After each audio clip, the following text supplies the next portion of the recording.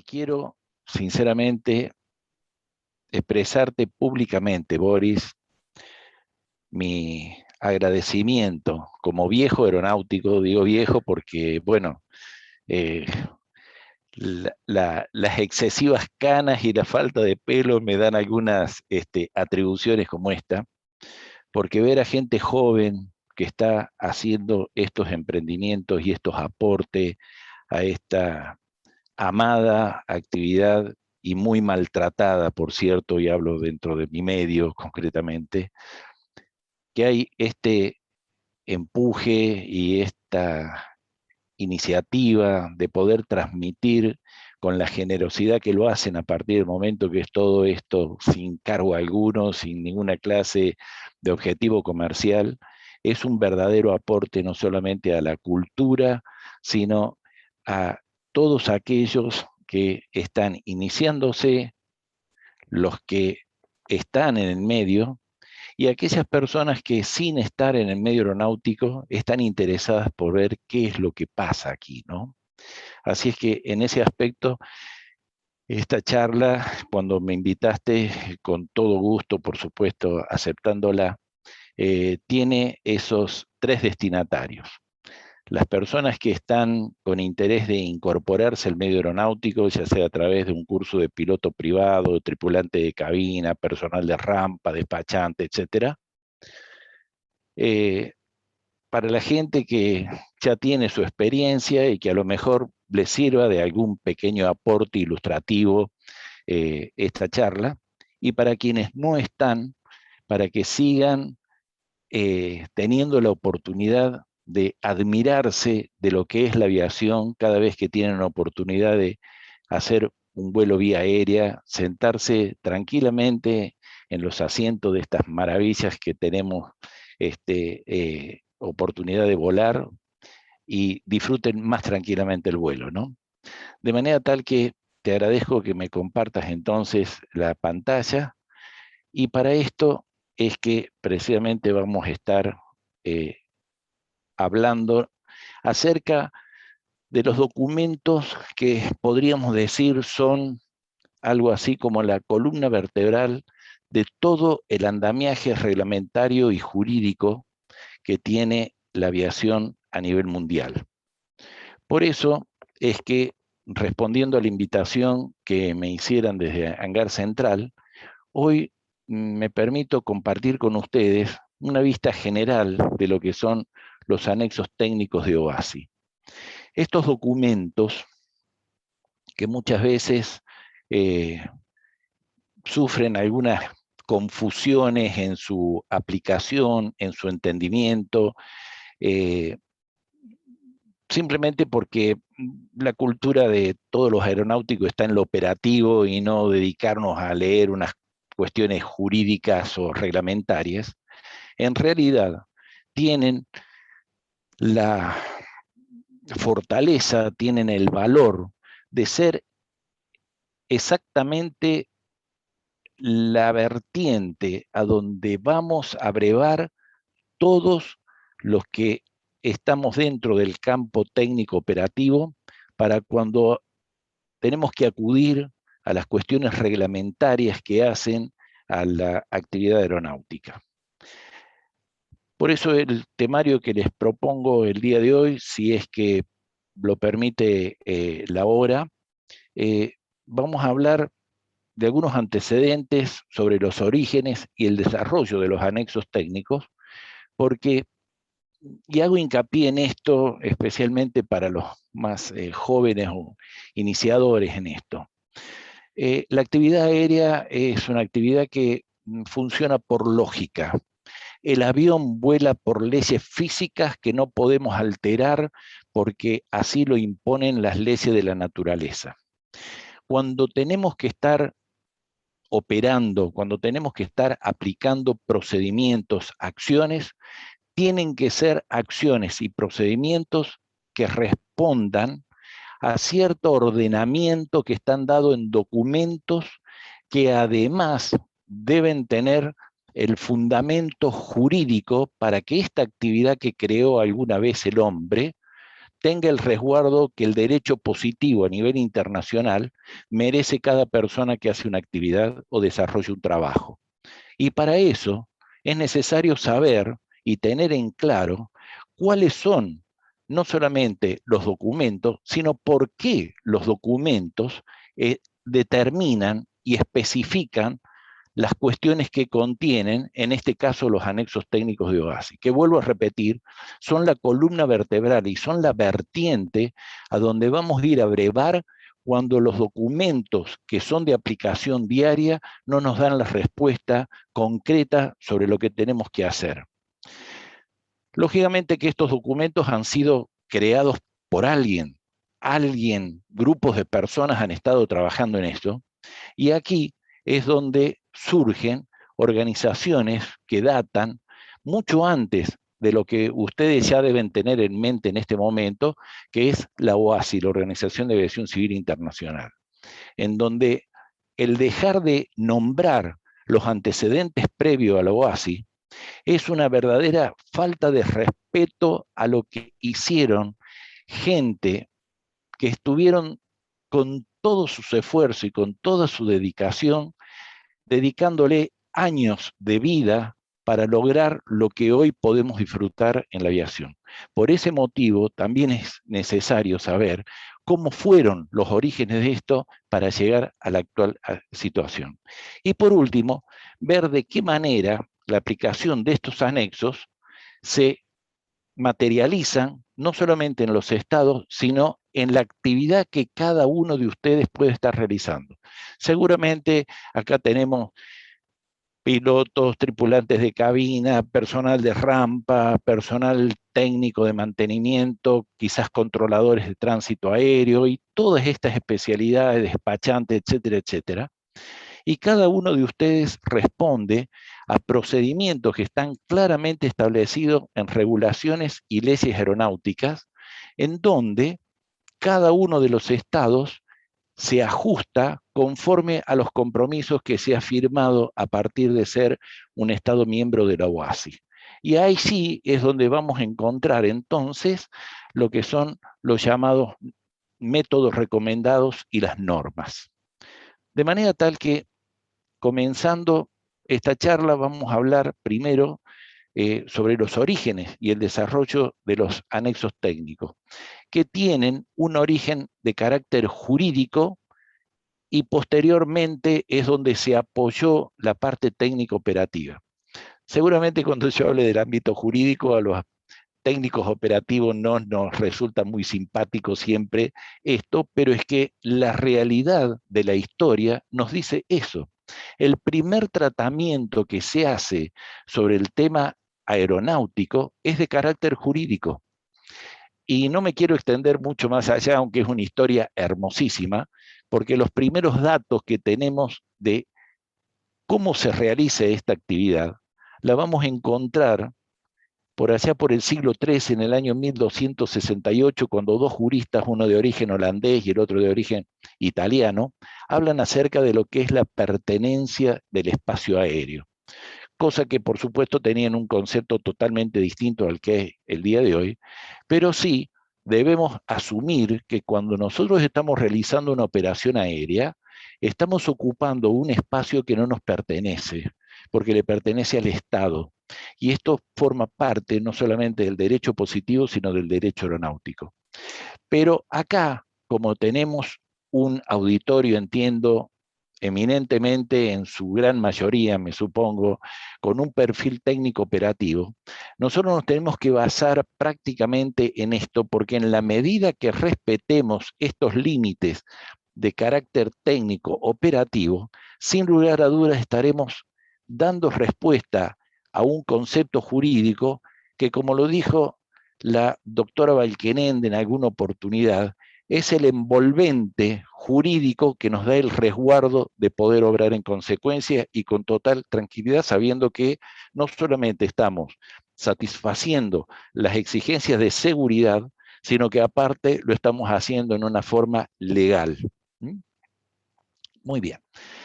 Si tenemos que hablar de dónde surgen las reglamentaciones, en forma concreta les puedo decir que por allá por el año 1783 con los hermanos Montgolfier, cuando elevan el globo, el famoso Montgolfiera, que tiene toda una anécdota que sería muy linda comentarla quizás en alguna otra oportunidad, Boris, para no demorarnos mucho con todo esto, pero son anécdotas muy simpáticas de cómo vienen a hacer este asunto de la elevación del globo.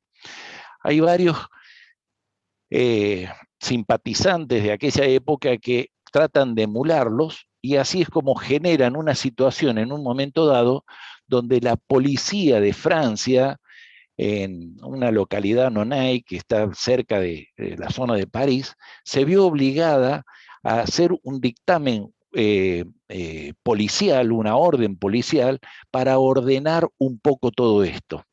Eh, el tiempo es muy tirano que tenemos, no puedo detallar mayormente esto, pero eh, tomen en cuenta esto, la primera regulación aeronáutica, que está incluso reconocida por Duan Freer, que es el historiador que ha reconocido OASI, toma esta como la primera regulación aeronáutica cuando todavía ni siquiera había aviones, existían, ¿no?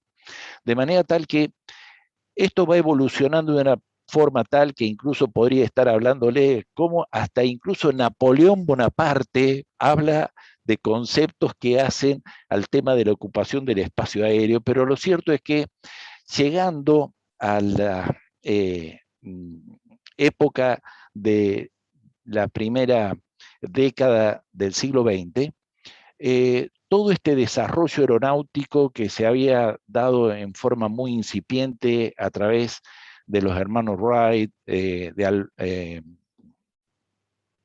Alberto Santos Dumont, el brasilero, en donde hay una disputa ahí para saber si es que fue uno primero o segundo el que hizo el primer vuelo y todo eso.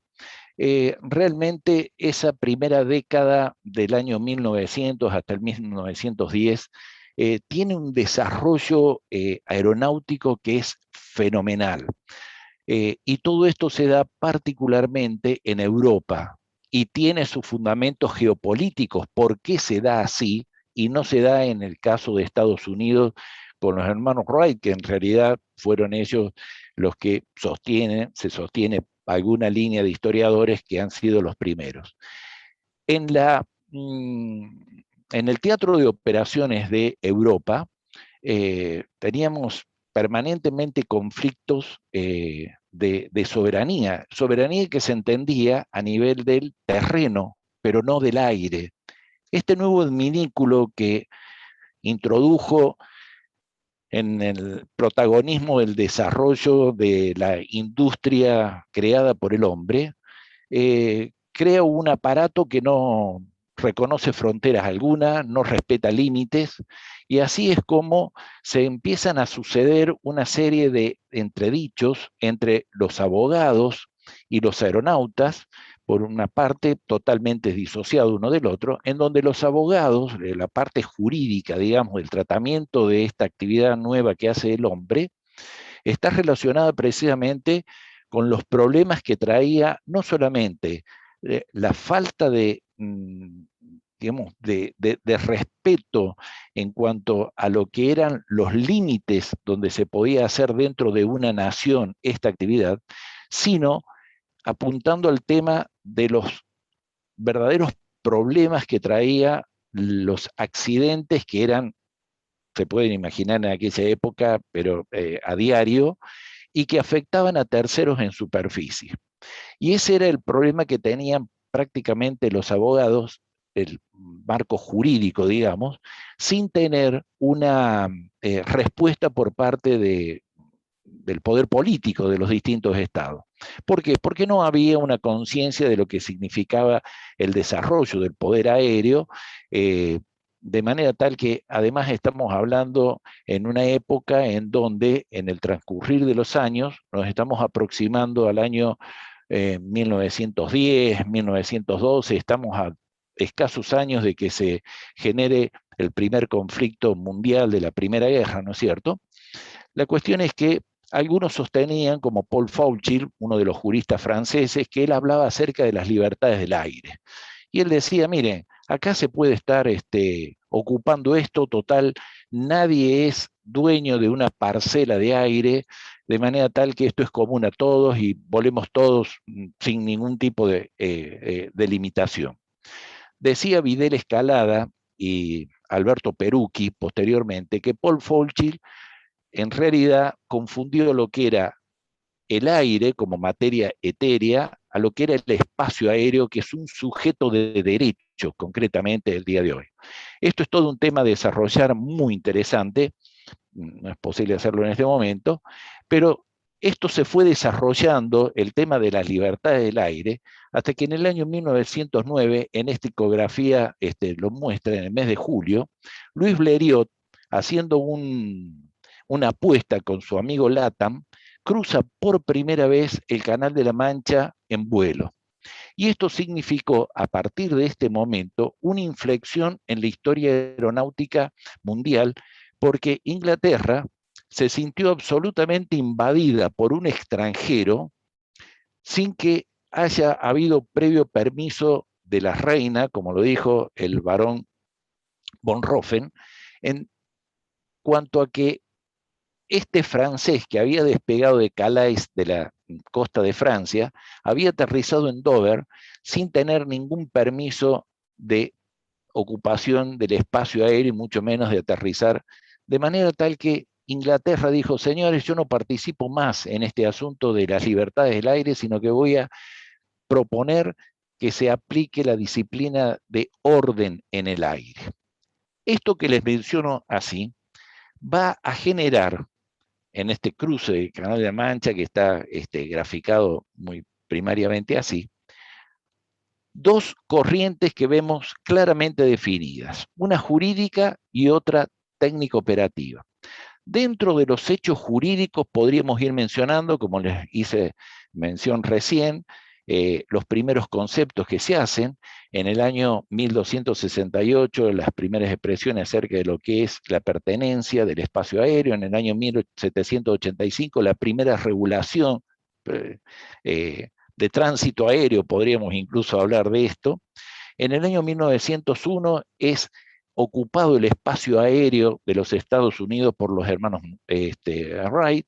En 1909 se produce lo que acabo de mencionarles a ustedes, una inflexión en la historia jurídica aeronáutica a nivel mundial, y en el año 1910, cuando no se tenía ninguna clase de respuesta por parte de los políticos, es que los juristas conforman lo que se denomina el CITEJA, el Comité Internacional de Técnicos Expertos Juristas Aeronáuticos, CITEJA.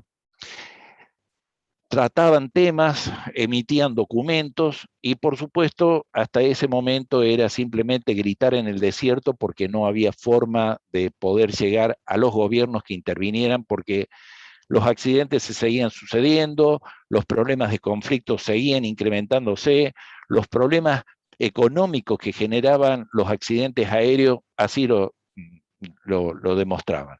Y por otro lado, encontramos las actividades ya operativas que se van sucediendo en la medida que va desarrollándose la actividad, algunas son coincidentes de las que es mencionado, hasta que en el año 1914 se produce el desarrollo de la Primera Guerra Mundial.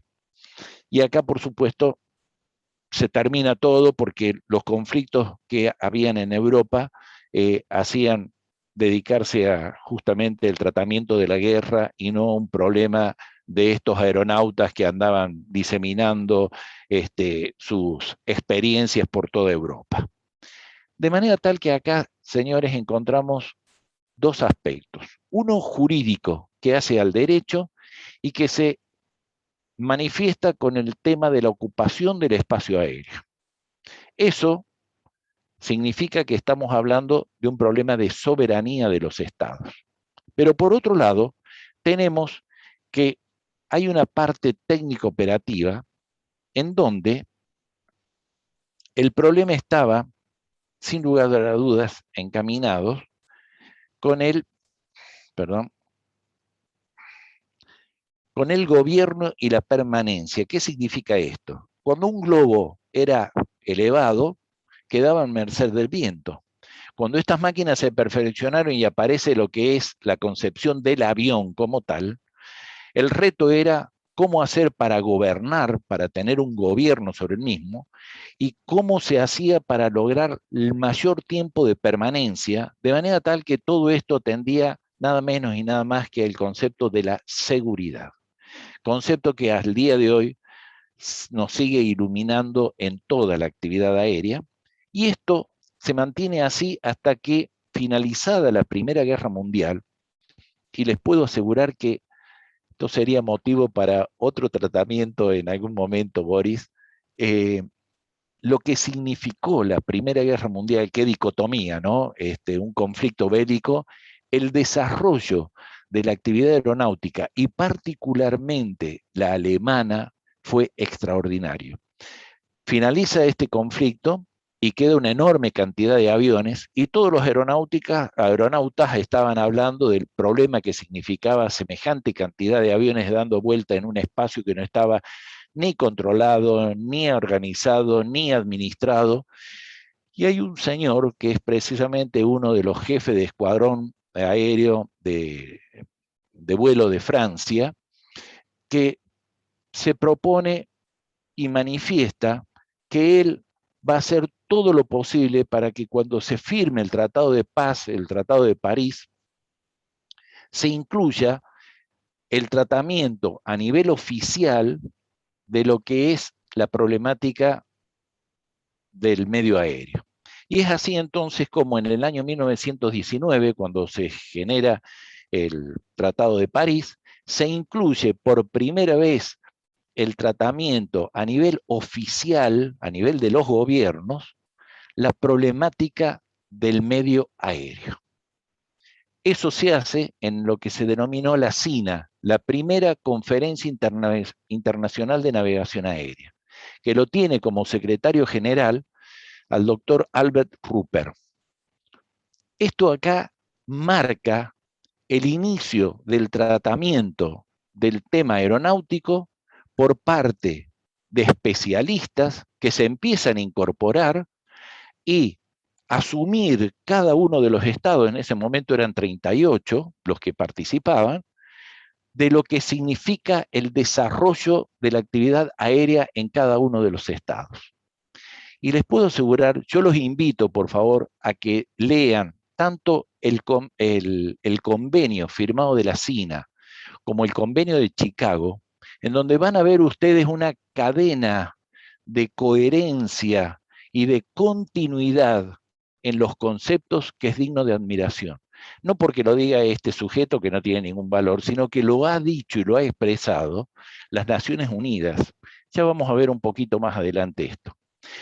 Aquí, señores, lo que primero se trata es el problema de la soberanía, y es en el artículo primero de la Convención de la SINA, donde se dice que todos los estados, y así está proclamado en su artículo primero, son absolutamente soberanos del espacio aéreo que se eleva por encima del suelo dentro de su jurisdicción. Quiere decir que salvando, teniendo a resguardo ese concepto jurídico y otros más que se desglosan, llegan a un punto en donde dice, bueno, empecemos a tratar quiénes son estos sujetos que andan dando vueltas, subiéndose a los aviones en cualquier momento, que andan dando vueltas por cualquier lado, con qué conocimiento lo hacen.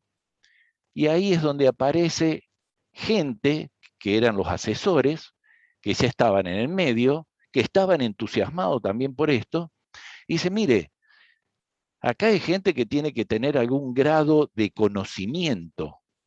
Y entonces hay que tratar dentro del marco de lo que es el convenio de la SINA, el primer anexo de carácter técnico operativo que se llamó licencias del personal. Licencias del personal. ¿De qué se trata? Bueno, saber si esta gente está preparada, si tiene conocimiento, si saben lo que están haciendo. Bueno, perfecto, sí, lo saben. Pero ¿cómo lo hacen? Porque acá hay que ordenar un poco todo esto. Entonces hubo la necesidad de crear otro anexo, el anexo Bravo, anexo B, en donde se habla sobre la reglamentación del aire, algo así como una especie de manual de tránsito que tenemos nosotros para circular en las calles, pues acá lo hacemos en el aire.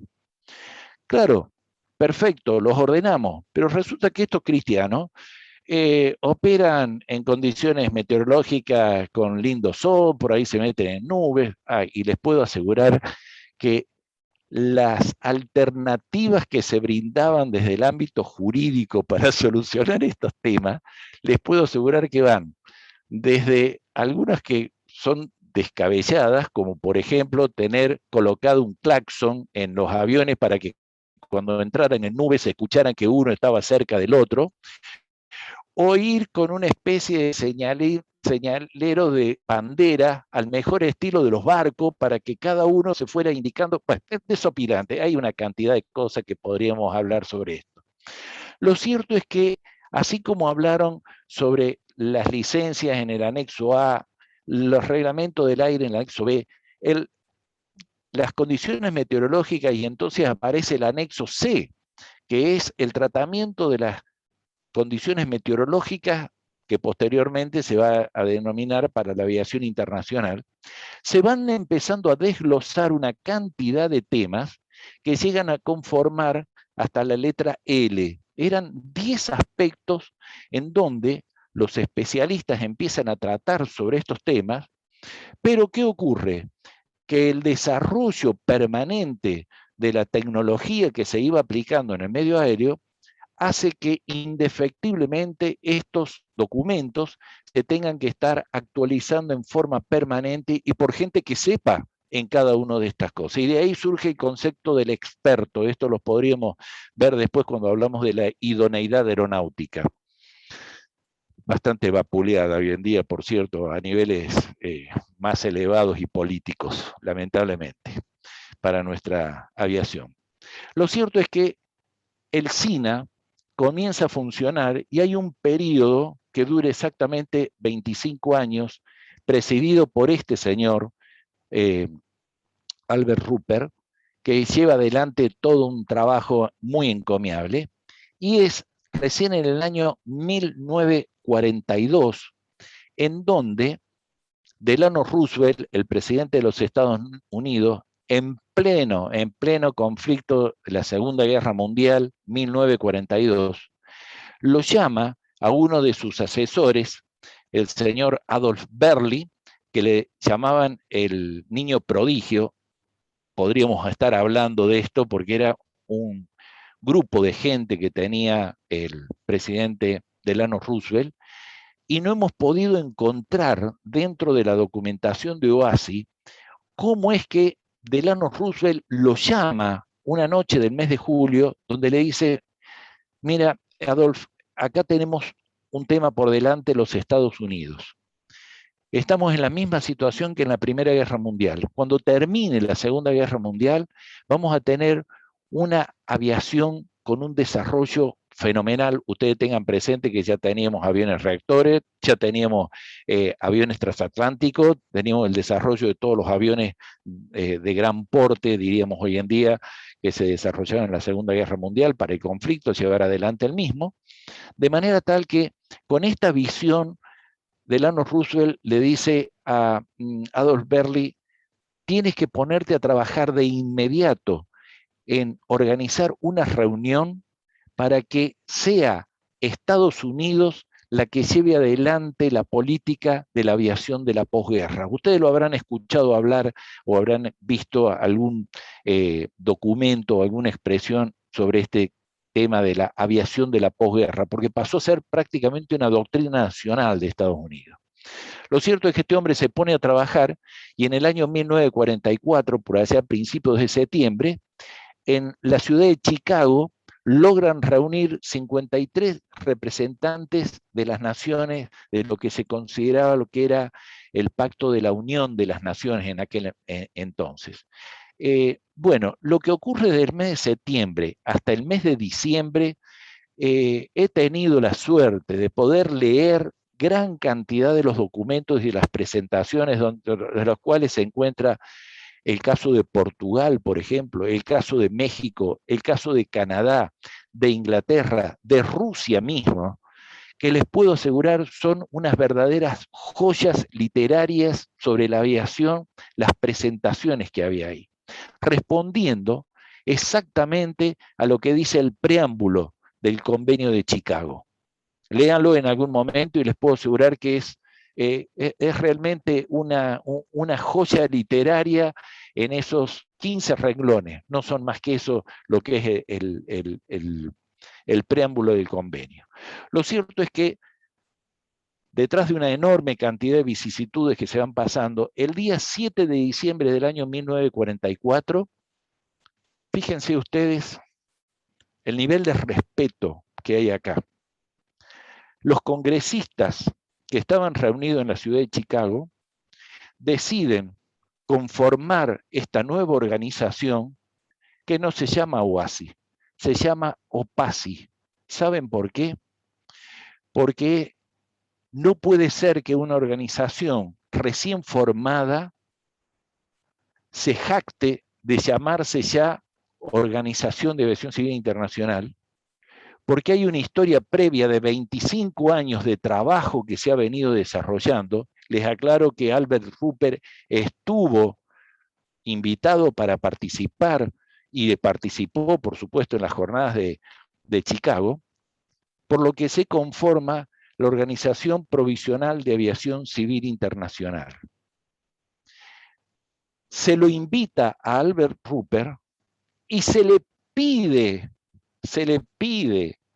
permiso para poder ir montando sobre la estructura que ya tenía la CINA, la nueva conformación de esto, de manera tal que, en cuanto a lo que es la estructura de los anexos técnicos, quedan de acuerdo en cambiar las letras por números. ¿Por qué?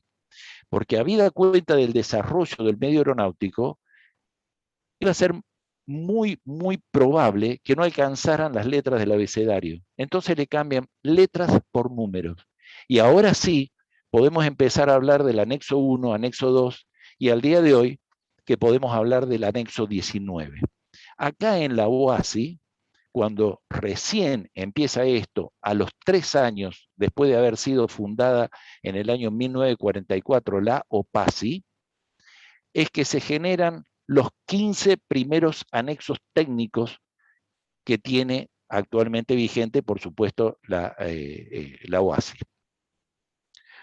Yo digo siempre que, como aeronáutico y enamorado de esto que soy, agradezco que haya sido en Estados Unidos donde se ha generado la OASI, porque les he contado un solo testimonio de los muchos que podría nombrarles respecto de cómo se respetó toda la historia y se tomó de ella lo necesario para poder perfeccionar los documentos futuros que estaban no solamente realizando en ese momento, sino los que iban a venir después.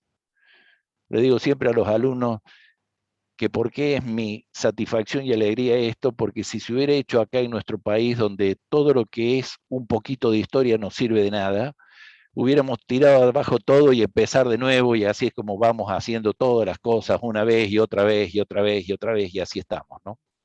De manera tal que esta organización, señores, quiero decirles que muchos de ustedes, de los que ya están en el medio aeronáutico, lo conocen, está conformada por la Asamblea de los Estados miembros. Los Estados miembros hoy superan los 192 estados que conforman a la organización, y tiene un consejo conformado por 33 estados miembros, de los cuales el presidente, que es elegido por el consejo y presentado ante la asamblea, dependen los organismos que tienen, digamos, la estructura base de lo que es OASI. La Comisión de Aeronavegación, que es la que realiza prácticamente todo lo que ustedes están viendo alrededor del mundo en cuanto a estructura aeronáutica, me refiero de rutas, de procedimientos, de estructuras, está siendo atendida por los expertos que forman parte de la comisión. El Comité de Transporte Aéreo, y acá quiero hacer una mención porque he visto que hay muchas veces confusión en esto, tiene una enorme intervención IATA. IATA no es un organismo gubernamental, pero sí es un organismo que sería algo así como perdón por favor, no es comparación, pero sí estoy tratando de ser gráfico, sería algo así como un club, a donde ingresan todos los interesados en formar parte de ese club, los socios, y se tienen que ajustar a una serie de reglas establecidas por ese club. Por supuesto que ese club nunca va a emitir una normativa para que la apliquen los socios si es contraria al municipio donde está radicado. Bueno, esto pasa exactamente lo mismo. Acá IATA es una organización que, fíjense ustedes, por eso es la riqueza que tiene OASI, que tendrían que aprender muchos políticos en esto, dicen, señores, IATA es una organización que tiene un conocimiento y un caudal de experiencia enorme. Está difundida en todo el mundo. Son más de 265 empresas de gran porte de aviación comercial que tienen que lidiar con sus problemas logísticos, técnicos, culturales, políticos, de regiones y todo esto. ¿Cómo no vamos a permitir que todo ese caudal de conocimiento nos lo traiga a la mesa? Porque nos va a enriquecer en nuestro trabajo para poder emitir las normas oficiales. De manera tal que IATA es para sus socios una entidad mandatoria, pero es una entidad mandatoria que no puede contradecir lo estipulado por OASI. Espero ser claro en esto para poder dejar el concepto. Fíjense ustedes hasta qué punto lo es IATA, que por ejemplo todo el tratamiento de mercancías peligrosas, que es algo tan sensible para el tema del transporte aéreo comercial, IATA ha difundido muchísimo y ha investigado mucho sobre todo esto, de manera tal que el tratamiento del anexo 18 se lo ha asumido prácticamente en base a lo que ha desarrollado IATA. El comité jurídico es ni más ni menos que una continuidad de lo que fue el CITEJA, allá en el año 1910, y hoy en día sigue, por supuesto, su lineamiento. El Comité de Ayuda Colectiva a los Servicios de Navegación Aérea, esto responde exactamente a lo que es el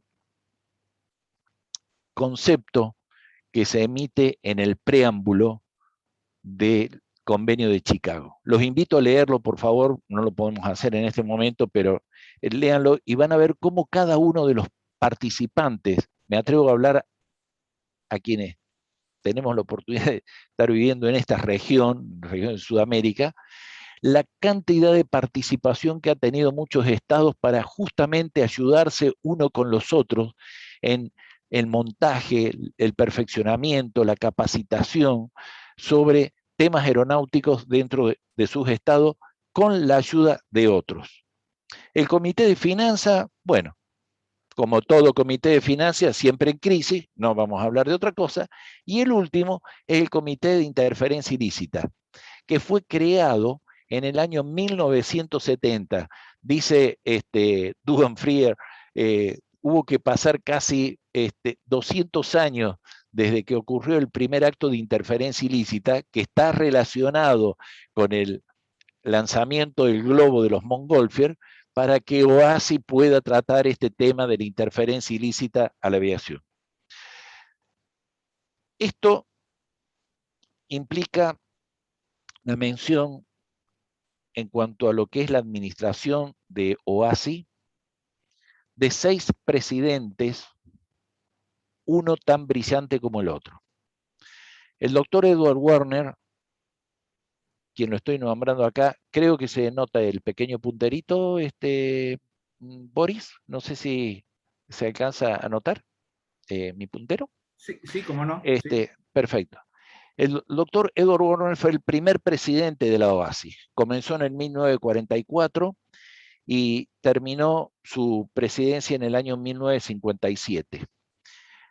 En el año 1957, cuando lamentablemente por una grave enfermedad que adolecía a sus 62 años tuvo que dejar la presidencia, presenta a un señor que se había incorporado en el año 1947 y que cuando lo presenta ante la Asamblea, no cuenta con una sola objeción porque el respaldo que tenía este señor era de un hombre con un prestigio y con una autoridad para hablar, aparte de su don de gente, que es reconocido pero por muchísimos, muchísimos autores de aquel entonces, presenta a este otro señor que estoy indicando acá, que cuando termina su mandato, siguiendo la misma política que había empleado Warner, es designado como el mayor experto del mundo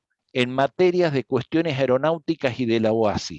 Me estoy refiriendo al ingeniero Walter Binaghi, que era de Argentina, y que cuando terminó su mandato, volvió a su país y fue tal la frialdad con que se le dijo, bueno, usted ha terminado su mandato, puede incorporarse a sus actividades normales, que este hombre regresó a Canadá y allí permaneció desde el año 1976 hasta que falleció en el año 2006. El doctor honoris causa, el ingeniero Walter Binaghi, que siguió el mismo prestigio de Warner, hizo exactamente lo mismo que él recibió. Y por eso es que lo presenta al doctor Cotaite en el año 76, que se mantiene en la presidencia de la UASI hasta el año 2006.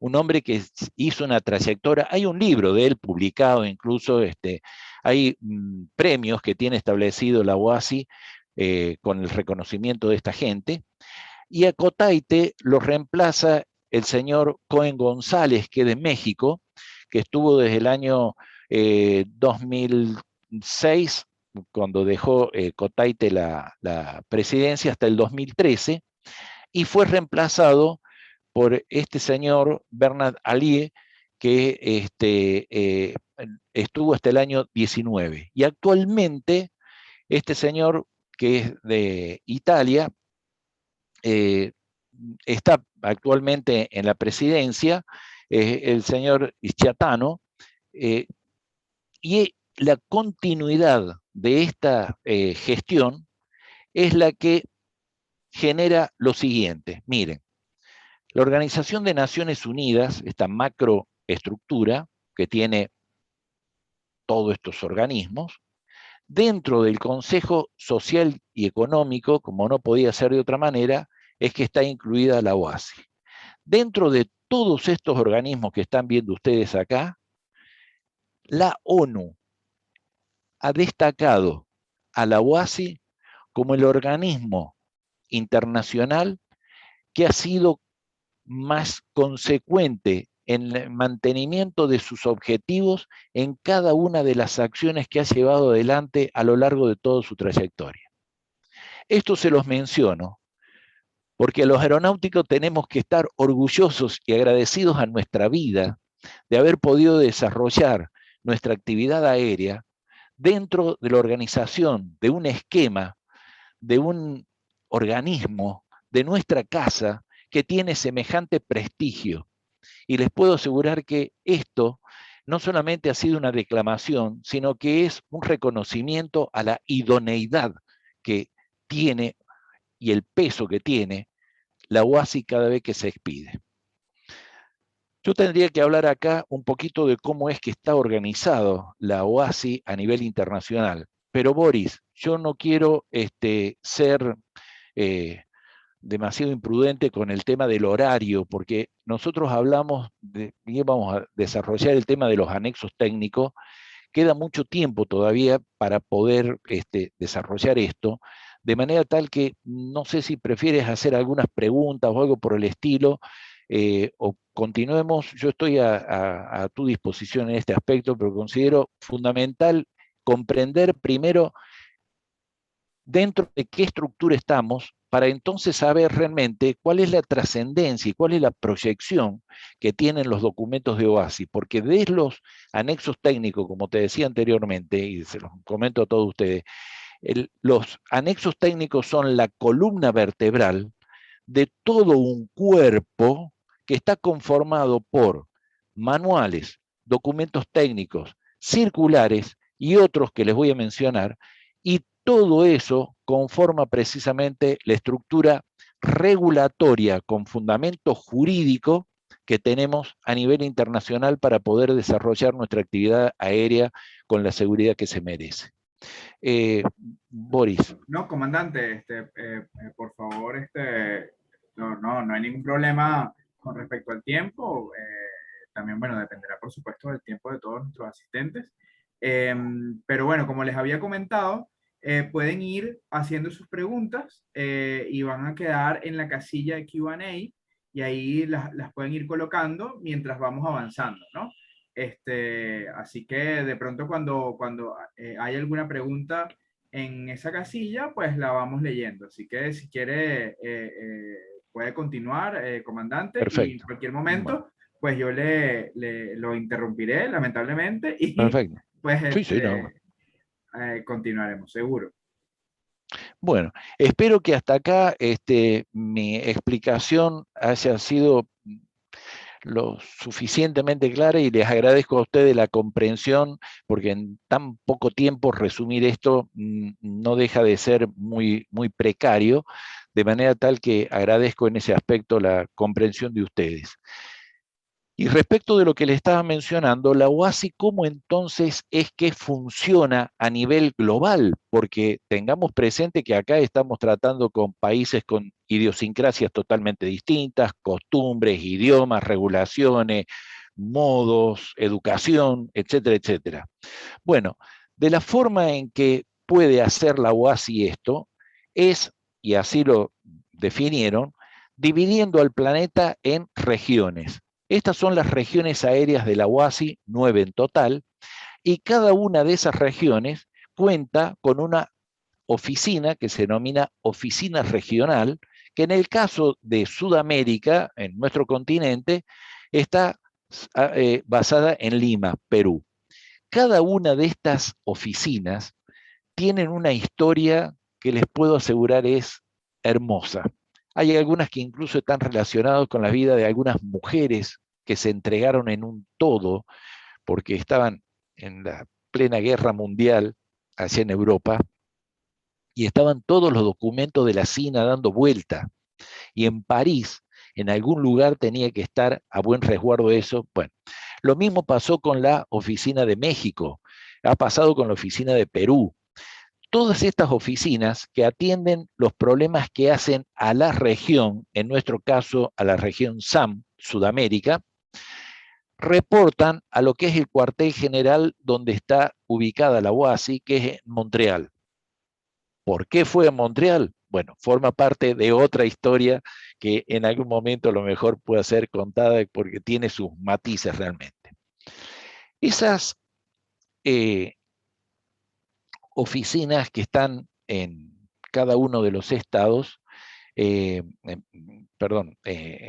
cada una de las regiones, aglutina lo que es, digamos, el tratamiento de los problemas que hacen justamente a esa región. De manera tal que a través de los anexos técnicos es que se basan para ir emitiendo todas estas regulaciones que cada uno de los estados asume para ponerla en práctica dentro de su jurisdicción. Es así como entonces tenemos que hablar de los anexos técnicos propiamente, donde les pido por favor esto para que lo tengamos absolutamente en claro, y perdón que insista en esto, sabrán disculparme las personas con experiencia ya, que no es novedoso, pero sí me interesa particularmente los jóvenes que se pueden estar incorporando a esto para que tengan absolutamente en claro los conocimientos de esto. Dijimos que el primer documento que se emite en OASI, que venía de la CINA, es un documento de carácter jurídico.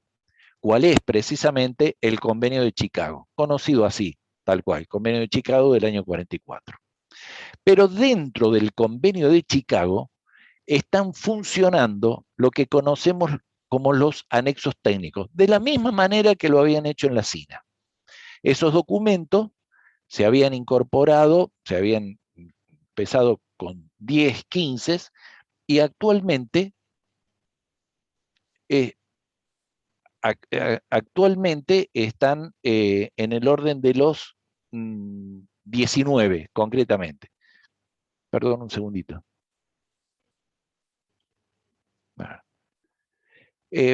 Puede ser que no esté saliendo la diapositiva, me dicen, Boris, ¿puede ser o no? Oye, yo la veo perfecto acá. ¿Correcto? De pronto en el chat nos puede comentar a alguien si no la puede ver, yo la veo perfecto. Si quiere puede continuar, comandante. La verdad es que Perfecto, no perfecto. hay problema acá. Gracias, gracias. Me dicen que está bien. Perdón, me estaban avisando de esto, así que esos anexos técnicos tienen una característica y es inédita la particularidad que presentaron cuando fueron emitidos por primera vez. ¿Por qué? Porque están escritos de dos modos. En esos dos modos que están escritos, reconocemos las normas y los métodos recomendados. Las normas son prescripciones que emite la OASI que son de cumplimiento obligatorio de los estados. Estoy dándole definiciones, por favor, para que lo tengamos absolutamente en claro esto. Cuando les estoy diciendo que estos son normas, que son prescripciones que emite la OASI para que sean cumplidas por los estados, alguno puede preguntarse, pero ¿cómo? ¿Cómo es que un estado tiene que cumplir algo que ordena la OASI cuando la misma OASI dice que el estado es absolutamente soberano dentro de su espacio aéreo, de su jurisdicción? Es que precisamente, habiendo firmado el convenio de Chicago, tanto en el artículo 27 como en el artículo 38, los estados se comprometen a cumplir con normas de estandarización que aporten a la eficiencia, a la seguridad y a la regularidad de las operaciones aéreas.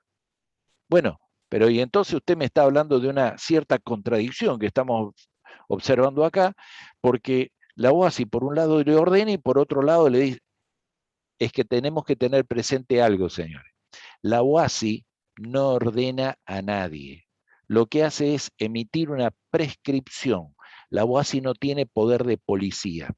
Lo que sí exige la OASI a cada estado en función de lo que se firmó en el convenio es que los estados se comprometen a informar de inmediato a la OASI cualquier discrepancia, diferencia o no cumplimiento de una de estas normas.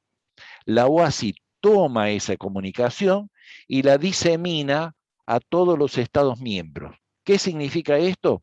Que los Estados miembros han tomado nota de que en ese estado particularmente no se cumple la norma de OASI, sino que se cumple otra cosa. ¿Esto qué significa? Aportar a la seguridad de la operación aérea, porque imagínense lo que sería llegar con una aeronave sabiendo que en mi estado salgo volando en estas condiciones, según lo que tiene prescripto el Estado, y cuando llego a otro lugar, no, acá no se cumple esto, se cumple otra cosa distinta. Eso debe estar debidamente informado. Ya vamos a ver de qué manera se hace esto. Pero también es cierto, la OASI así lo interpreta, no todos los estados están en capacidad de poder cumplir con la norma tal cual está escrita. Por eso entonces aplica el concepto del método recomendado. Cuando le dice al Estado, mire, si usted no puede cumplir con la norma, la recomendación es que trate de hacer esto. La diferencia entre una norma y un método recomendado, entonces lo vamos a notar por las siguientes características. Primero, están escritas lo que sería en un New Time Roman en la computadora, las normas, y los métodos recomendados están escritos en cursiva. Y fundamentalmente vamos a encontrar lo siguiente. Voy a tomar, por ejemplo, el caso en el anexo 10, telecomunicaciones aeronáuticas.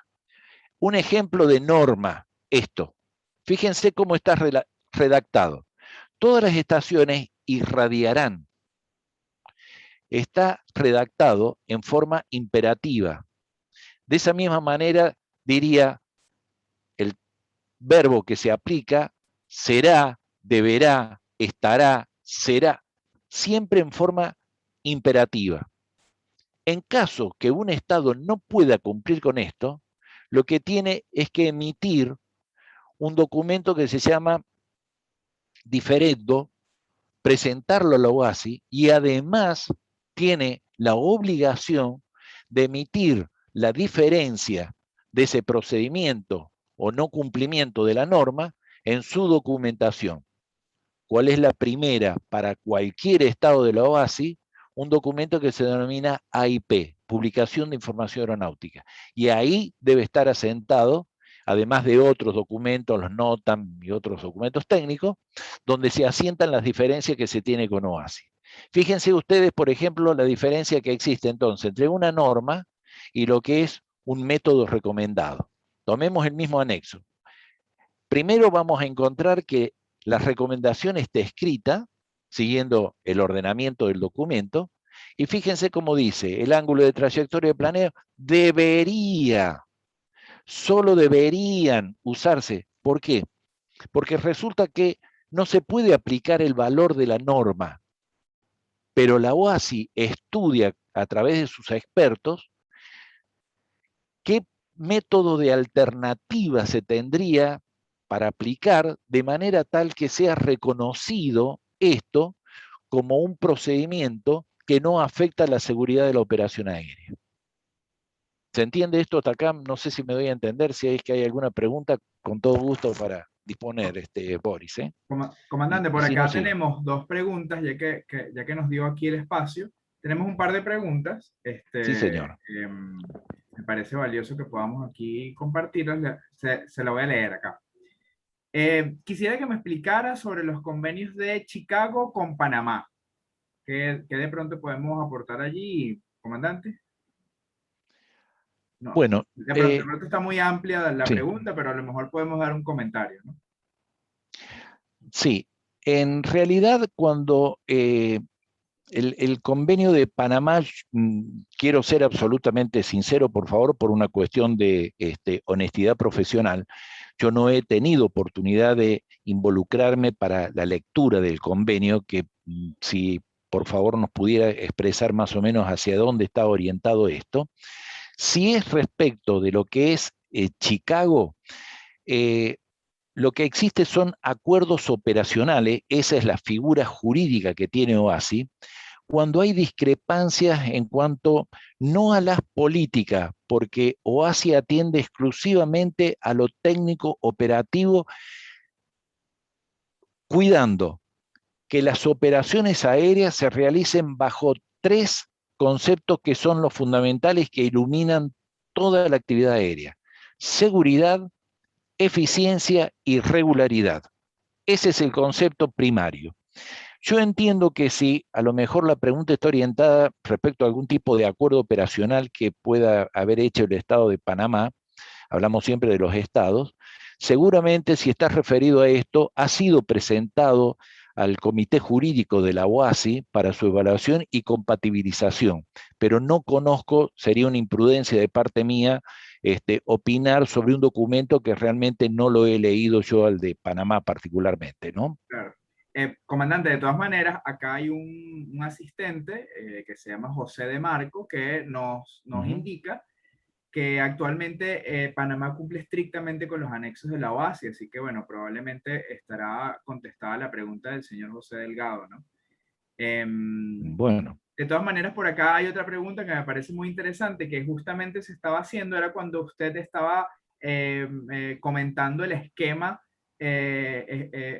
digamos, jerárquico de la OASI, cómo está estructurado. Y aquí nos preguntan que cómo está la FAA dentro de ese esquema, porque muchas de las Perfecto. regulaciones vienen de la FAA.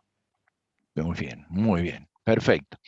Les comento, la Federal Aviation, igual que cualquier otra administración aeronáutica ante la OASI, tiene el mismo estado jerárquico de ser una organización que representa a un Estado y que lleva adelante una política de desarrollo de toda la actividad aérea que le corresponde dentro de sus normativas. Federal Aviation, sin lugar a dudas, y eso no cabe ninguna duda, que por propio peso cae, es una administración que ha tenido un desarrollo que ha sido ejemplar. Ha ido muy por encima de otras muchas administraciones, de lo cual, evidentemente, la OASI se nutre. No solamente se nutre en regulaciones, sino que ha tomado muchas de las regulaciones para perfeccionar los documentos.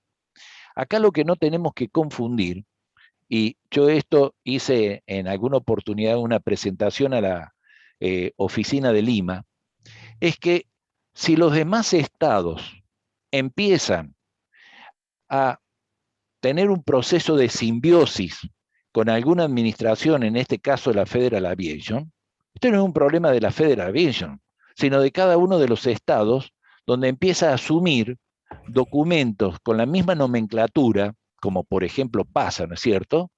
Que un Estado que evidentemente ha demostrado que tiene una fortaleza, no solamente en lo técnico operativo y que, quiérase o no, se vuelca en lo político, que tiene su influencia dentro de la OASI.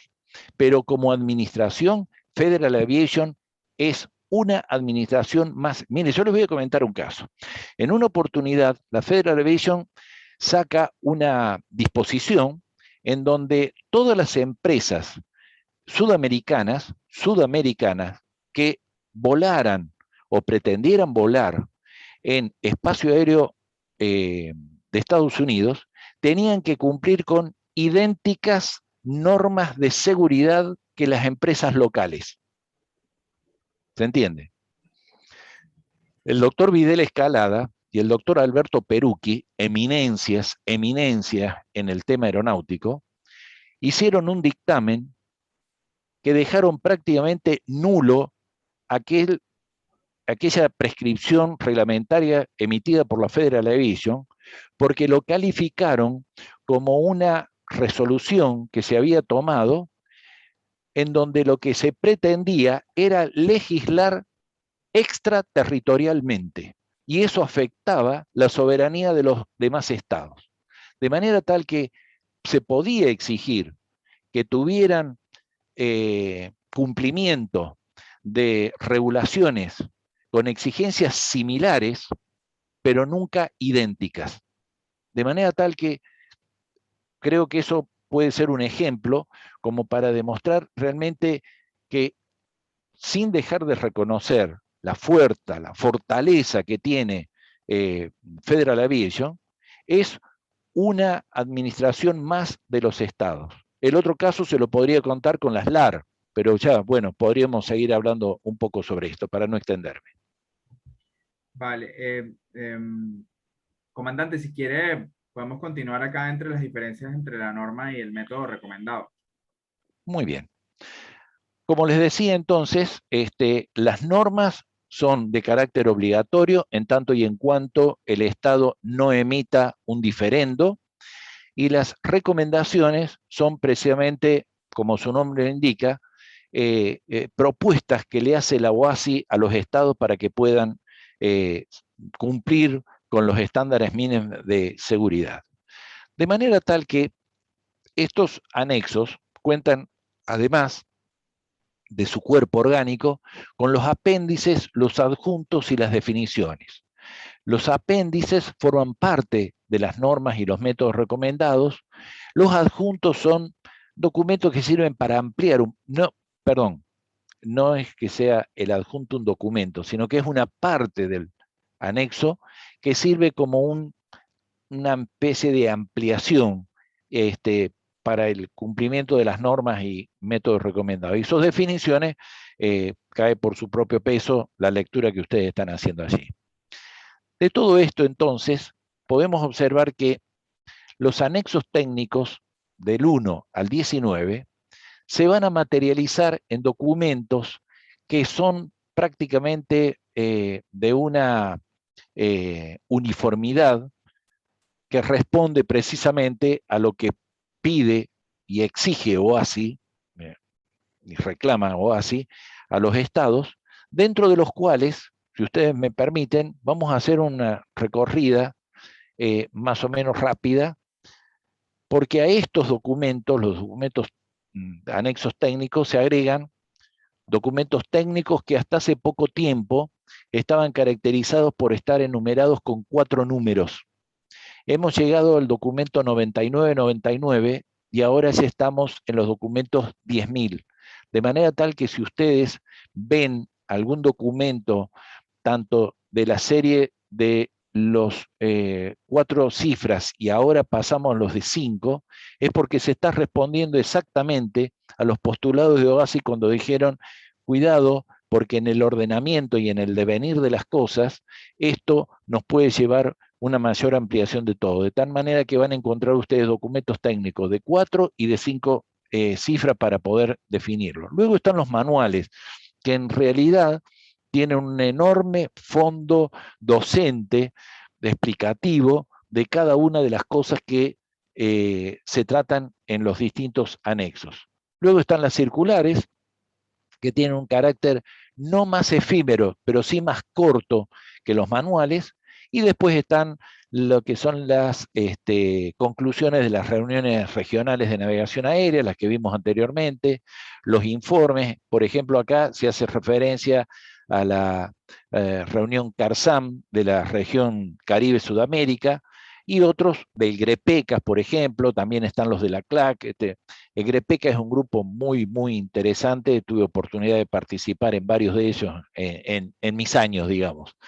De manera tal que, además, los anexos técnicos son completados con estos otros títulos que hacen al conjunto de cada uno de ellos. Estos anexos técnicos son aplicados entonces en cada uno de los actos aviatorios, como lo dice el doctor Perucchi, que se llevan a cabo. No importa si es una aeronave de gran porte, si es una aeronave comercial, si es una aeronave deportiva, si es una aeronave de aviación general, de operación de helicóptero, se cumple siempre. Y si ustedes me acompañan rápidamente, los vamos a recorrer a los anexos técnicos, y fíjense ustedes que se cumple sistemáticamente siempre. En primer lugar, yo voy a hacer una operación aérea. ¿Qué es lo primero que hago? Fijarme.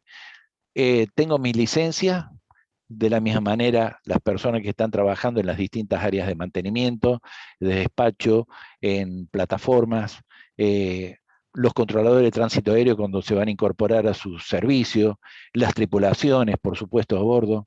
Anexo 1, licencia del personal. ¿Bajo qué reglas voy a estar operando?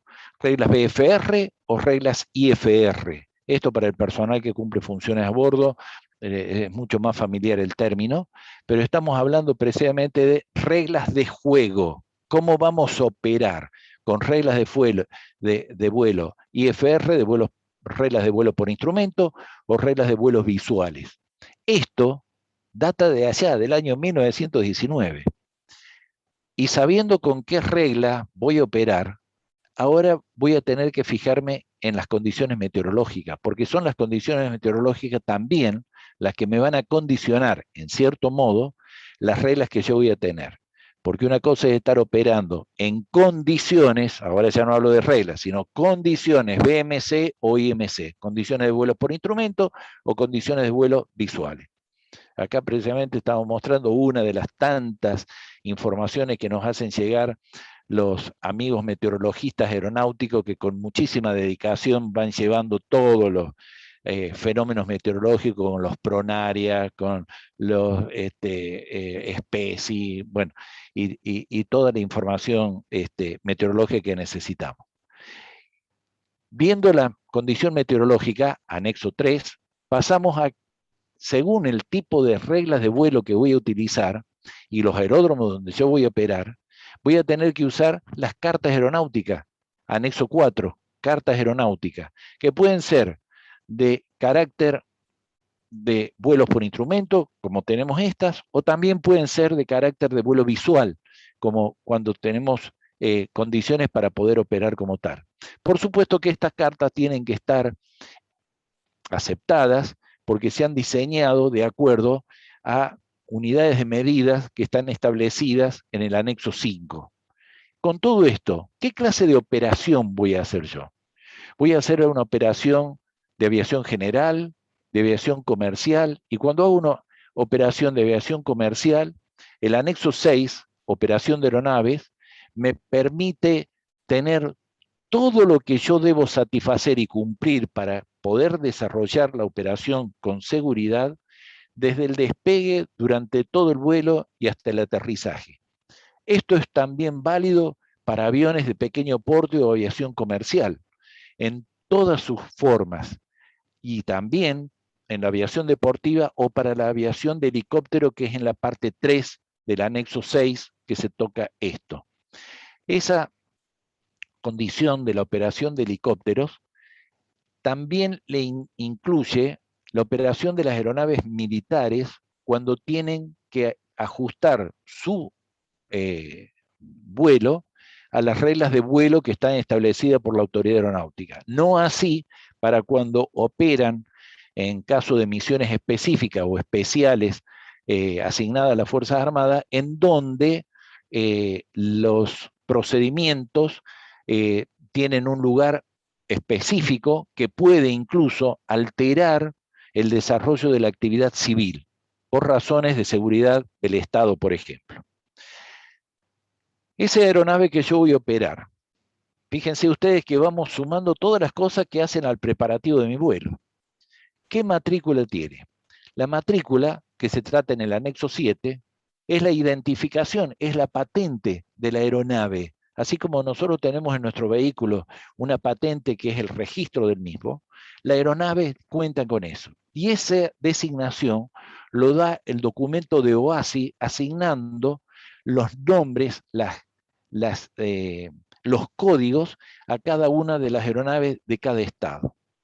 Si estamos hablando de aeronave, lo mínimo que tenemos que hacer es saber en qué condiciones estamos para volar el avión que vamos a operar.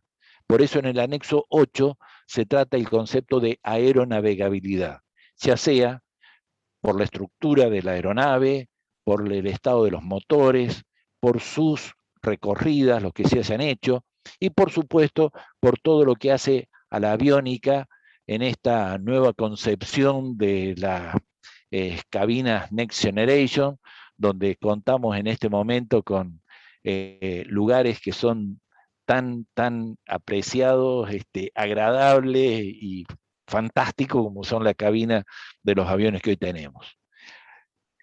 Comandante, por acá tenemos Sí. acá unas preguntas que están muy interesantes. Fíjense, la primera de José Delgado nos dice, ¿aprueba la OASI las rutas mundiales? ¿Cómo se acuerdan esas rutas? Muy bien. ¿Es competencia de la OASI las rutas, digamos, internacionales? Es muy interesante esto. Cada uno de los estados, esto está contemplado dentro de documentos de OASI. Esos documentos de OASI que emite a través de los PANSOPs, que así se denominan, que responden a los SARPs, que son los Standard Procedure, son documentos orientativos que la OASI le entrega a cada estado por supuesto se agencia de esto, y los estados, en función de esos procedimientos PANSOPs, es que arman esa red de vías aéreas, de rutas aéreas, dentro de su estado. ¿Qué ocurre?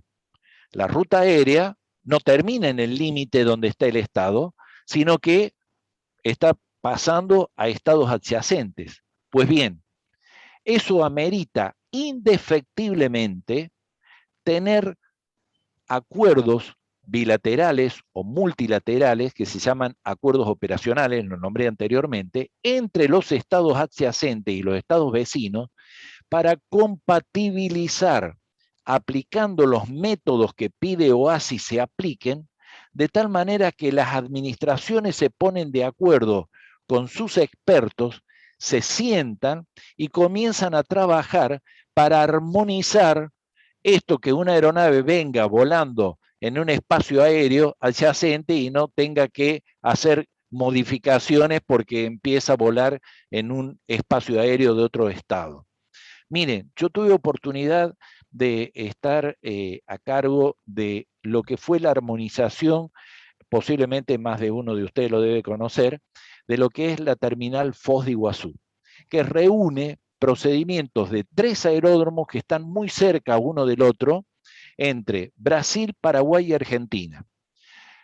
Cada uno fue desarrollándose el aeropuerto y eso implicó que podían operar aeronaves de mayor porte, en mayor cantidad, y en un momento dado se empezó a generar una discrepancia entre los procedimientos que aplicaba Brasil en Foz, lo que aplicaba Paraguay en Ciudad del Este y lo que aplicaba Argentina en Cataratas del Iguazú. Bueno, la OASI, cuando toma conocimiento de eso, los invita a los 3 estados en aquel entonces, estoy hablando del año 1991, 92, por allá que yo recuerde, armaron un comité como el GREPECAS, en donde ahí fuimos, nos reunimos los técnicos expertos de Brasil, de Paraguay y de Argentina, y comenzamos a armonizar en función de los documentos que nos daba la OASI, cómo poder compatibilizar el tránsito aéreo y las rutas que venían de uno y otro lado para que, por supuesto, se tuviera como iluminación total, por supuesto, en primer lugar, la seguridad de la operación aérea. De ese mismo modo es que se va haciendo a nivel global, a nivel universal. Y cada vez que un Estado cambia una aerovía, porque no solamente es cambiar el sentido de la aerovía, sino los servicios que se brindan en esa aerovía, antes de publicar eso, tienen que hacer toda una serie de evaluaciones en base a los documentos que emite OASI con los PANSOPs y los ARPS, a efectos de que no se vaya a ver alterada la seguridad de la operación aérea ni discontinuada entre un estado y otro. La OASI no va a hacer, le va a trazar la ruta a cada estado. No, le dice, mire, acá tiene usted el instrumento idóneo para que, en base a ese documento, usted pueda construir su red de comunicaciones, tanto interna como externa. Y de ahí surgen los famosos planes regionales de navegación aérea, en donde se armoniza de tal manera que prácticamente en una región todos los procedimientos están absolutamente estandarizados. Les estoy hablando de que son procedimientos que no se hacen del día a la mañana, como creen muchos políticos que en las cuestiones de aeronáutica, bueno, den la orden y saquen así. En una oportunidad recuerdo que tuvimos que cambiar el número de vuelo de nuestras empresas aéreas porque tenían 3 números. Y en un momento dado se generó una discrepancia entre los controladores de tránsito aéreo, donde ese número 345 lo llevaba una empresa y ese mismo número 345 lo llevaba otra. Evidentemente hubo que hacer una reunión de inmediato para cambiar esta situación y lo que se convino fue, tuve en esa ocasión la oportunidad de firmar la disposición por la cual en Argentina se cambió el número de los vuelos de 3 por 4. Entonces Aerolínea Argentina, en este caso, como era la principal, digamos, se le puso el número 1, el número 2 fue Austral y así sucesivamente. Cuando vamos a decir, bueno, de acuerdo con todas las empresas, estos van a ser los números que se coloquen, ¿en cuánto tiempo podemos tener ya normalizado esto para que se solucione todo? 8 meses. 8 meses. Cualquiera puede decir, pero ¿cómo? Usted para cambiar un número tiene que demorar 8 meses. Miren, cuando empecé a hacer la presentación de por qué motivo demorábamos todo esto, recuerdo que un superior, alto jefe, dice, realmente la trascendencia que tiene el medio aeronáutico lo marcan estos pequeños detalles que muchos, incluso de los que estamos acá adentro, ni siquiera tomamos conciencia. Es Vale, que esto es la aeronáutica, señores. vale. Esto es la aeronáutica, ¿no? Comandante, por acá tenemos otras preguntas que también están muy interesantes. Por acá, Edwin Garay nos pregunta cada cuánto se hacen estas actualizaciones sobre los documentos de las juntas regionales. Perfecto. El sistema que tiene la UASI lo marca a través del anexo 15, información aeronáutica, y a través del anexo 10, telecomunicaciones aeronáutica. Y esto tiene publicado a cada uno de los estados los que se denominan periodos AIRAC o AIREP. ¿Qué significan estos periodos? Estos periodos están asignados a cada uno de los estados miembros, en donde se les asigna una fecha en donde, luego de haber evaluado y haber hecho una serie de trabajos internos, la administración aeronáutica basada en los PANSOPs, tienen fechas, esas benditas fechas de los periodos de IRAC, que normalmente tienen una ventana de 28 días y son asignadas a cada uno de los estados miembros para que en esa fecha incluyan las diferencias que puedan tener o modificaciones que se realicen no solamente a los planes de navegación, sino a información NOTAM, la información que ustedes conocen, ¿no es cierto?, sobre infraestructura, servicios, equipamiento que exista en el medio aeronáutico del estado que se trate, para que sean publicadas entonces a nivel internacional por OASI y sean aceptadas como tal, previo a que tiene que publicarse en la AIP las diferencias que tiene. Una sola cosita, Boris, un señor nos decía, o uno de los participantes, que Panamá se ajusta en un todo a lo que establece la OASI en los anexos técnicos. Por favor, sin poner en tela de juicio bajo ningún punto de vista esto, me permito sugerirle que vaya particularmente a ver el participante, ¿no es cierto?, para justamente sacar todo tipo de duda, qué es lo que está publicado en la parte 1 GEN del AIP de Panamá, porque en la tercera parte de la parte GEN 1 del AIP, ahí es donde están las diferencias que el Estado declara ante OASI y ante la comunidad internacional toda, que mantiene respecto del cumplimiento de los anexos.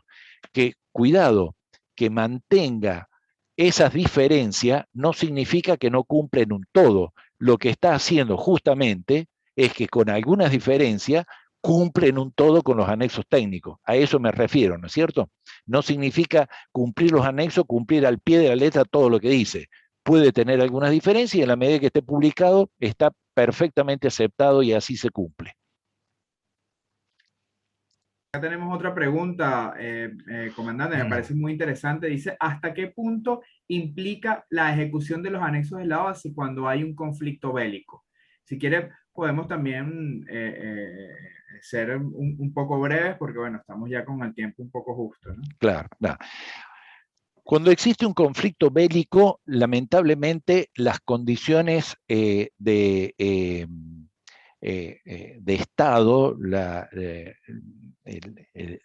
vida de los estados se ve totalmente alterado porque se ha cambiado las normas jurídicas, porque implica un estado de beligerancia donde todas aquellas normas constitucionales han quedado de lado o se han roto esto, ¿no es cierto?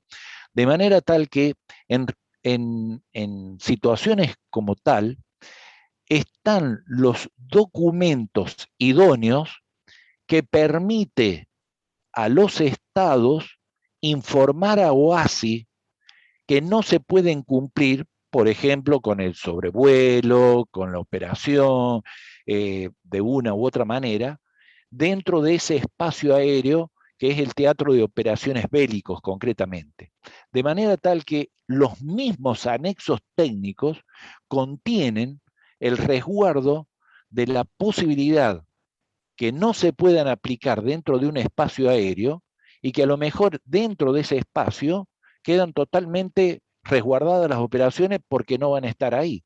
Un caso concreto, conocido por todo el mundo, se acordarán ustedes, en 9/11, en ese momento el espacio aéreo americano fue directamente bloqueado, de manera tal que todas las operaciones aéreas comerciales y de aviación general fueron expuestas a procedimientos para preservar la seguridad de todas las operaciones esas que se estaban ejecutando, ya sea enviándolos a otros aeródromos, haciéndolos aterrizar en algunos otros o haciéndoles desviar la ruta. De manera tal que la aplicación de los anexos técnicos en tiempos de conflicto cuentan por sí mismos, por lo que dicen y tienen previsto, justamente el resguardo de que en esa zona no se aplican porque se están aplicando los procedimientos de seguridad que corresponden para evitar Vale. una degradación Comandante, de la por seguridad, acá hay ¿no? otra pregunta. Muchas gracias, comandante. Por acá hay otra pregunta que me parece muy oportuna, que es sobre esta norma, la normativa de la OASI y los anexos técnicos son de carácter público, son gratuitos, se puede acceder a ella.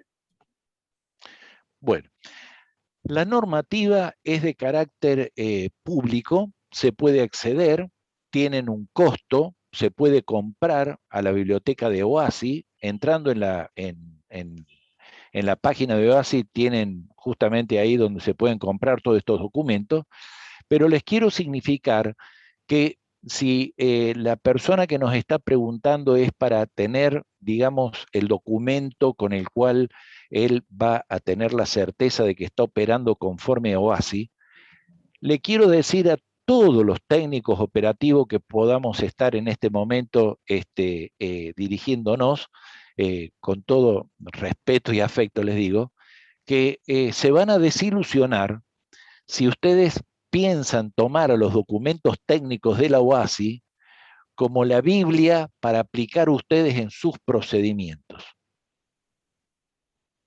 ¿Qué quiero decirles con esto? Señores, dijimos al comienzo, el artículo 1 del Convenio de Chicago dice, la OASI reconoce el estado de soberanía absoluto a cada uno de los Estados miembros.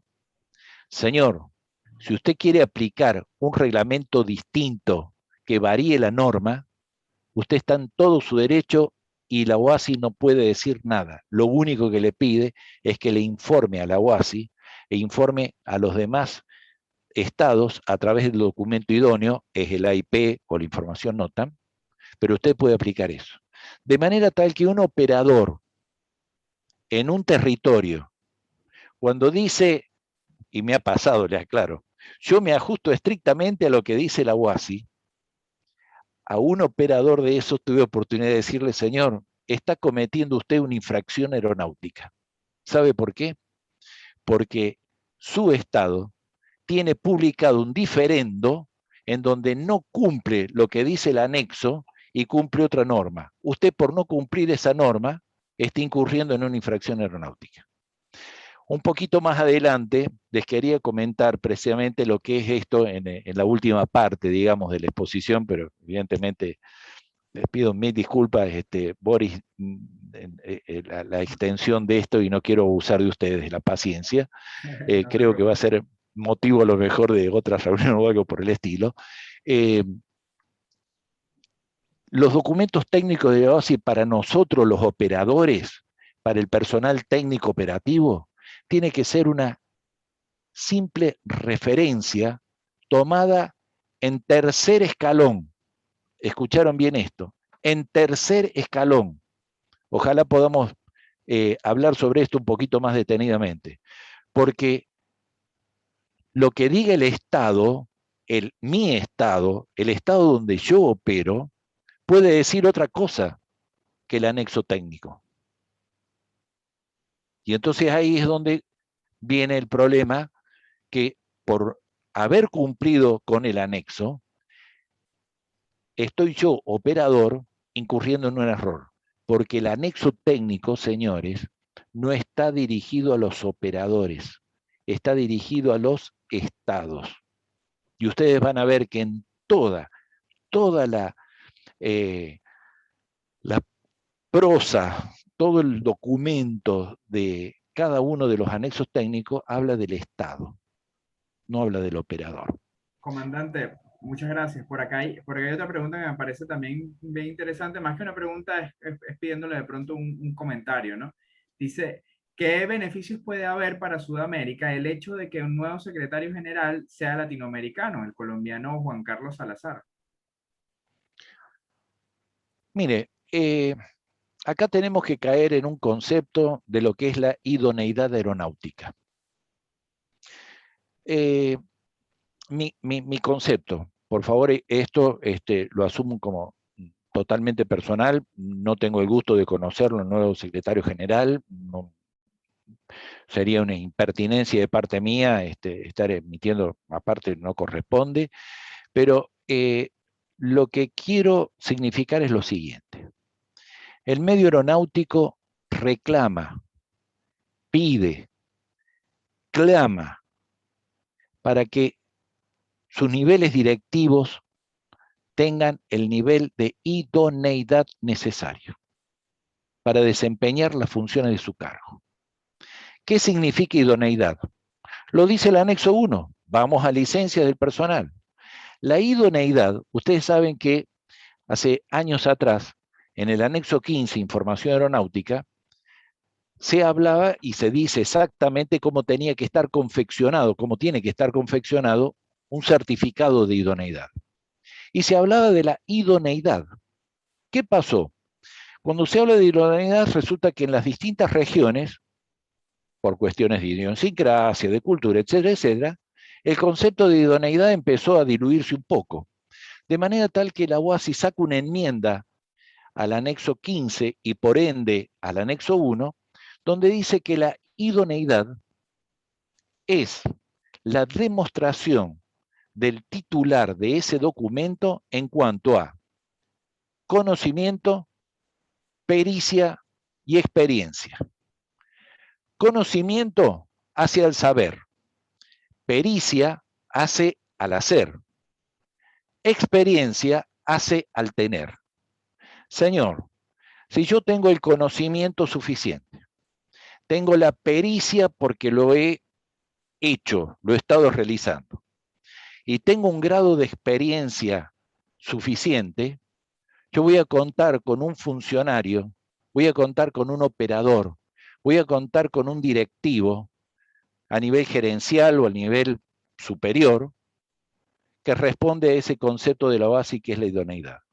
Y la idoneidad en esos tres pilares tiene un basamento que es el juicio o criterio profesional. ¿Por qué? Porque precisamente la persona que tiene idoneidad tiene la potestad de conocer la regulación y aplicarla en función de la situación que se presente. Y lo que no debe olvidar esa persona, nunca, es que está ocupando un cargo que está directamente direccionado al resguardo de la seguridad, de la eficiencia y de la regularidad de las operaciones. No conozco la trayectoria del nuevo secretario general, esperemos que sea, por supuesto, una persona idónea, porque va a contribuir poderosamente, como siempre, y va a ser, digamos, de alguna manera, generando un verdadero respeto a los antecesores, porque no nos olvidemos, y los invito a leer lo que ha sido la historia de Edward Warner, de Walter Binaghi, o incluso uno más reciente, Asad Kotaite. ¿Mm?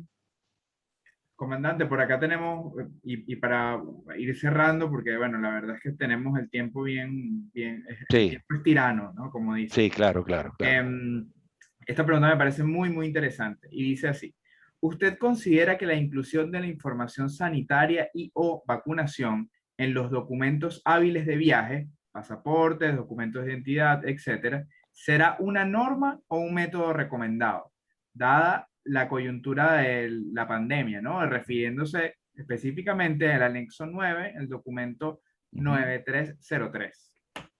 Sí, señor.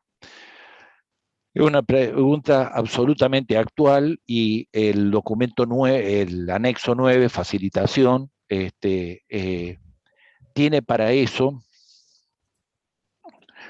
yo no soy quien para emitir puedo tener una opinión, sería una imprudencia de parte mía hacerla pública, pero quiero sí compartirlos con ustedes, estamos hablando dentro del ámbito aeronáutico.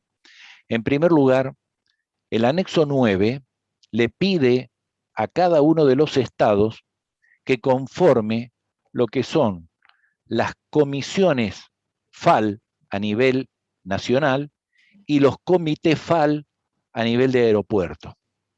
Hay algunos estados que tienen muy, pero muy bien desarrollado esto, con verdaderos profesionales.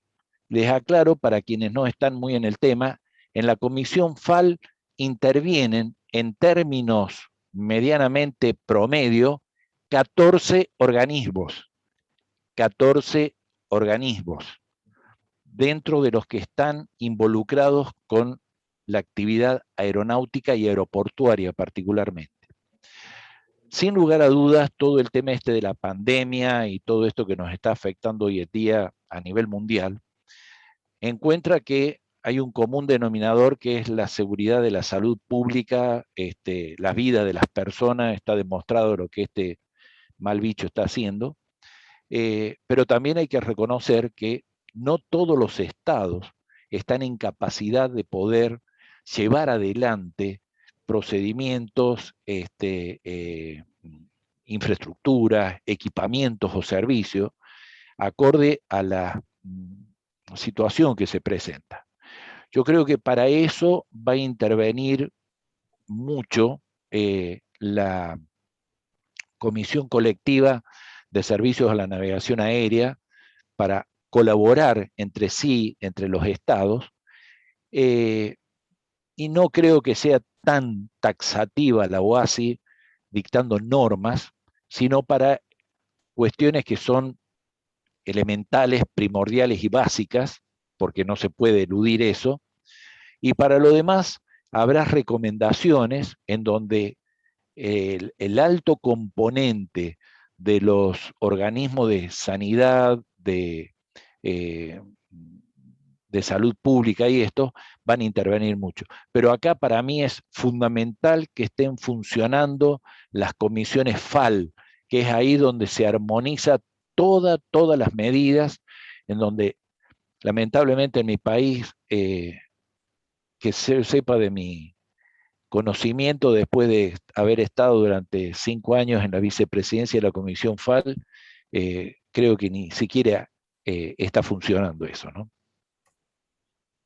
Vale, comandante, si quiere podemos entonces continuar. Bueno, le recuerdo lamentablemente que tenemos ahora poco tiempo, pero, pero bueno, avancemos acá. De todas maneras, estoy seguro que vamos a tener una segunda edición de esto. Esto está, de verdad es que es muy interesante y la gente está participando. Eh, yo sin ánimo de querer frustrarle a la gente por una cuestión de respeto en el horario que se había pactado y lo que nos está faltando, quería a lo mejor proponerte de terminar esta primera parte para convocarlos a una segunda, si parece, Boris. Yo no tengo inconveniente en seguir adelante, pero no quisiera ser imprudente en este aspecto, ¿no es cierto? Eh, yo puedo seguir adelante, no hay ningún inconveniente, por supuesto. Vale, no hay ningún problema. Si quiere, podemos avanzar unos minutos más y Bueno, bueno, le tomo la palabra. Aquí estábamos frente a todos, ¿no? Poder tener muy bien, una segunda sesión. vamos a ver. Eh, como les decía, estamos hablando precisamente del anexo 8 de aeronavegabilidad, que es uno de los anexos junto con el anexo 14 y el anexo 10, en este momento de los más extensos que tiene la OASI, y esto es precisamente lo que trata el anexo 9 de facilitaciones aeronáuticas en cuanto a todas las comodidades, servicios, equipamiento y la misma infraestructura que se brinda en el aeropuerto para atender los requerimientos tanto de pasajeros como operadores, usuarios y concesionarios que también trabajan.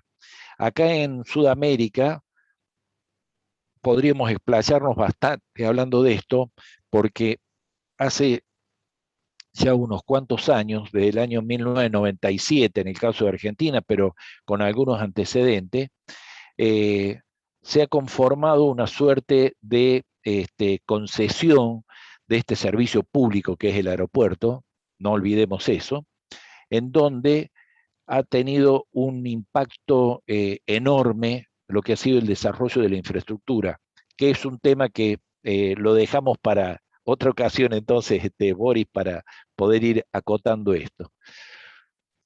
Y esto es uno de los temas que se ha desarrollado, pero en una forma exponencial en estos últimos años, y básicamente esto ha ocurrido a partir prácticamente del año 2015, 2016, donde el tema de toda la cibernética aplicada a las comunicaciones, ya sea satelitales, por robótica y sistemas inalámbricos, ha sido necesario ir agregando documentos al punto tal que actualmente del anexo 10 que teníamos, actualmente tenemos 4 volúmenes en donde ha sido necesario actualizarnos no solamente por los equipamientos, sino por los nuevos procedimientos que exige toda esta tecnología. Acá quiero hacer un pequeño paréntesis, si se me permite, y enfocado particularmente a quienes recién están ingresando al medio aeronáutico.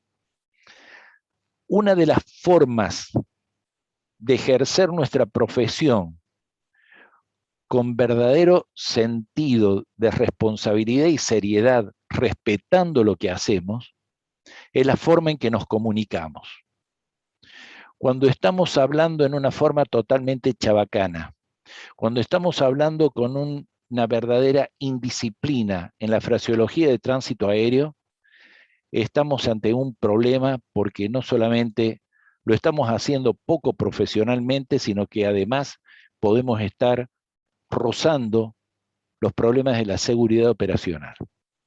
Y más en el caso nuestro, yo les comento siempre a los alumnos, con las características de nuestra cultura, en donde les decía vez pasada que los orientales se jactan y se caracterizan más que se jactan por hablar, tener un pequeño espacio de reflexión, contestar, reflexionar y nuevamente contestar.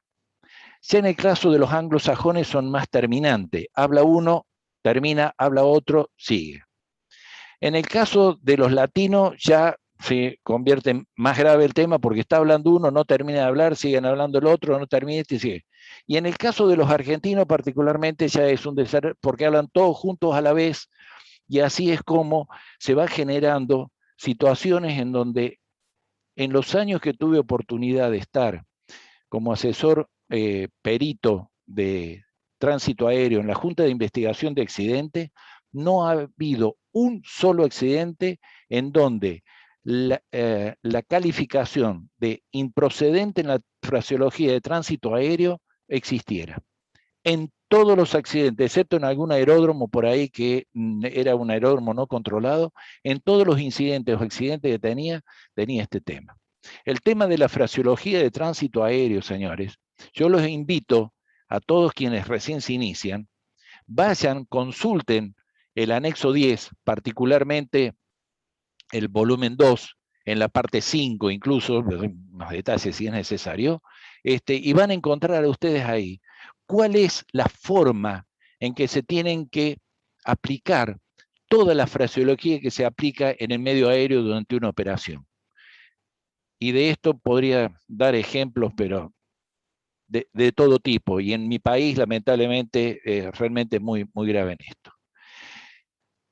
El anexo 10 tiene todo un sistema satelital hoy en día que no solamente abarca las comunicaciones, sino la radiotelefonía en ruta, las radioayudas en ruta precisamente, y esto contribuye para que los servicios de tránsito aéreo a través de las torres de control, los centros de control de área y todo esto, puedan estar haciendo todo un desarrollo hoy en día junto con los servicios auxiliares que permiten mantener el control de tan intenso tránsito que no es el de nuestra zona, pero sí en zonas del Atlántico septentrional particularmente. Eso es lo que atiende el anexo 11.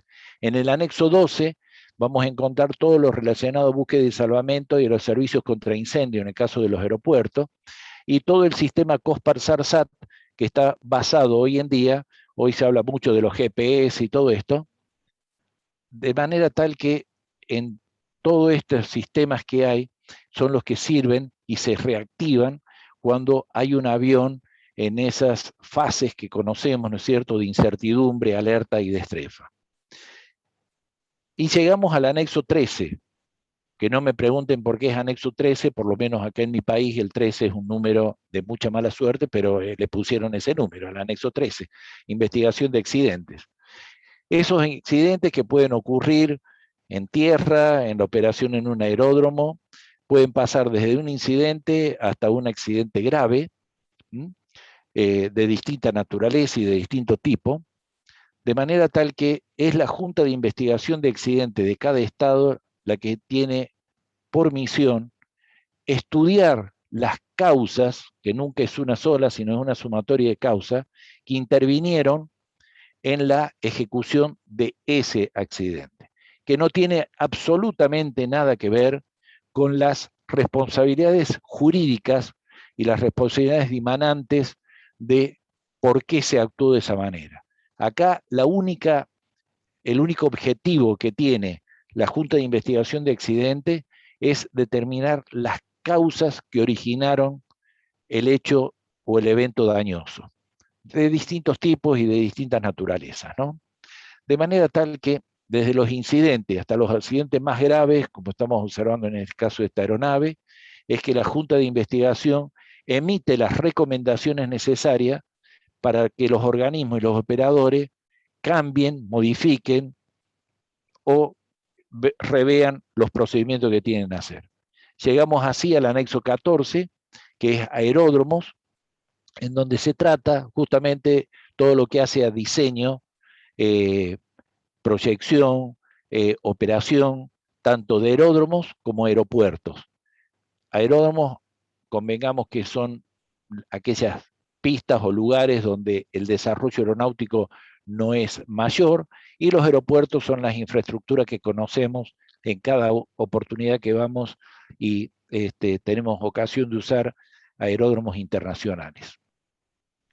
Estos aeropuertos están calificados en distintas categorías de acuerdo a cómo pueden operar según las condiciones meteorológicas que se dan y los servicios que brinde a la navegación aérea, la infraestructura, el equipamiento y los servicios que tiene cada aeródromo.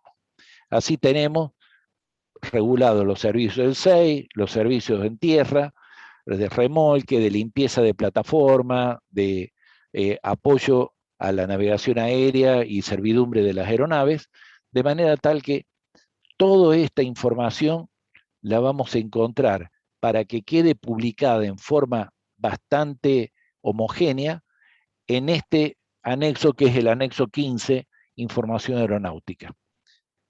El anexo 16 está referido a lo que es el medio ambiente, en donde también acá, con todo este tema que se está tratando de lo que se está afectando al sistema planetario en sus condiciones climatológicas, todo esto, se está haciendo mucho hincapié en todo lo que es emisión de motores, ruido, emisión de carbono y todo esto.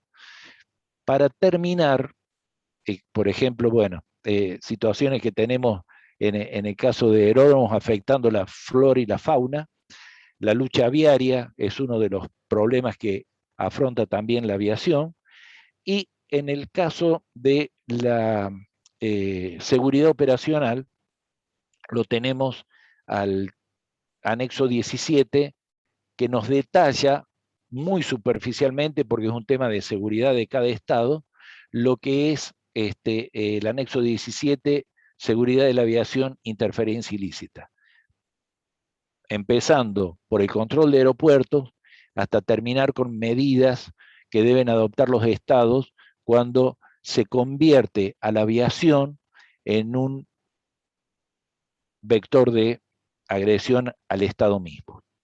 Y para ir terminando, tenemos el anexo 18, donde están determinados cada uno de los materiales que tienen alguna incidencia, si no son tratados debidamente, en la seguridad de una operación aérea. Acá podríamos hablar de unas cuantas cosas porque se ha desarrollado mucho, y ustedes saben, hablando del tiempo que se demora en sacar una normativa, no porque sea lerda la actividad aérea, sino porque merece tantos análisis tan profundos antes de cambiar todo esto, que se comenzó hablando de interferencia ilícita, después se habló de la facilitación, resulta que la seguridad operaba en contra de la facilitación, si se daba mucha facilitación era denigrando a la seguridad, y esa seguridad se entendía no solamente para la operación aérea, sino para los actos de interferencia ilícita. Bueno, hay todo hay un tratamiento sobre esto que está en los planes de los SSP que emiten los estados, del cual podríamos también hablar detenidamente, para terminar dictando un documento. Este documento, señores, que es el último anexo, anexo 19, se dictó casi 24 años después que saliera el último, el anexo 18. De manera tal que imagínense ustedes todo lo que hay detrás de esto. La historia es muy interesante, tuve alguna participación en esto dentro de lo que es el Estado argentino, de manera tal que aquí están completos los 19 anexos técnicos que yo quisiera en alguna oportunidad decirles cómo está plasmado esto, los 19 anexos, en el evento dañoso que es un accidente. Podríamos hablar de los 19, podría decir que es 18, porque el anexo 13 precisamente es la aplicación de la evaluación de los 19, y a partir de aquí podemos hablar de lo que son las distintas administraciones de nuestra región hablando sobre estas cuestiones. Este es un resumen, aquí están los anexos, los 19, y yo entonces quisiera dar por terminado acá para no seguir abusando de la paciencia y del tiempo de ustedes, Boris. Eh, Queda todavía, por Para supuesto, nada, comandante, para nada. queda hablar entonces de cómo estos anexos se incorporan a los estados y cómo los operadores aéreos estamos respondiendo a los anexos, pero no con la aplicación de los anexos, sino con otros documentos, que eso es lo que me gustaría dejarles como inquietud y, digamos, puntitos para contestar para la próxima oportunidad y así lo desarrollamos convenientemente. Señores, les pido mil disculpas, sé que me he excedido totalmente en los tiempos y todo esto, más de 1 hora y media, por Dios, todo esto. Así es que simplemente un saludo a disposición de ustedes a través de Hangar Sentar y muchas gracias, Bori, a, a toda tu gente, a vos, por esta iniciativa que han tenido y no dejen de hacerlo porque de parte mía, al menos gozan ustedes todo mi respeto, todo mi cariño y si puedo contribuir en algo a disposición de ustedes y todos los participantes que hemos tenido el gusto de contar esta noche. Gracias por la paciencia, muy amable, buenas noches.